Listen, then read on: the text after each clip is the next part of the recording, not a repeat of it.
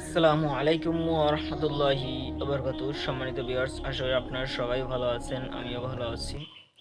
আজকে আপনাদের মাঝে এমন একটি ভিডিও নিয়ে উপস্থাপন হয়েছি, যেটি গোটা দুনিয়া বা গোটা বাংলাদেশের জন্য একটি দুঃখজনক ভিডিও। সেটি হচ্ছে আত্মাশুদ্ধির মারকাজ সারসিনা দরবার শরীফের পীর সাহেব কিবলা আলহাজ শাহ মাওলানা মোহাম্মদ মুহিবুল্লাহ সাহেব রহিমাহুল্লাহ গতকাল 16 জুলাই ঢাকা একটি বেসরকারি হসপিটালে দুপুর 2টা 10 মিনিটে ইন্তেকাল করেন। ইন্না লিল্লাহি ওয়া ইন্না ইলাইহি রাজিউন।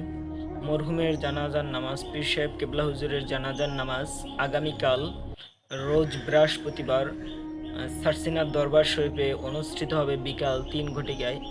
তাই সকলকে এত বড় একজন পীর সাহেবের জানাজায় শরীক হওয়ার জন্য সকলকে অনুরোধ রইল, মরহুম এর জানাজার নামাজে আপনাদের শরীক হওয়ার জন্য অনুরোধ রইল। আর আজকে বাংলাদেশ বা গোটা বিশ্ব একজন আত্মাশুদ্ধির পীর সাহেবকে হারালো, যার মাধ্যমে হাজারো মানুষ মুসলমান হয়েছে, হেদায়েতের পথে এসেছে।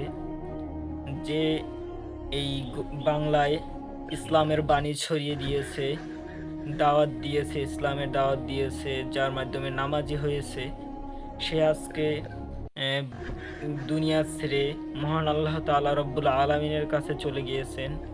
সকলে তার জন্য দোয়া করবেন আর তার জানাজার নামাজে শরীক হবেন।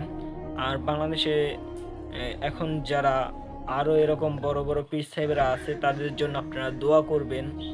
আর যারা ইতিমধ্যে এই দুনিয়া ছেড়ে আল্লাহর দরবারে চলে গিয়েছেন, তাদের জন্য দোয়া করবেন।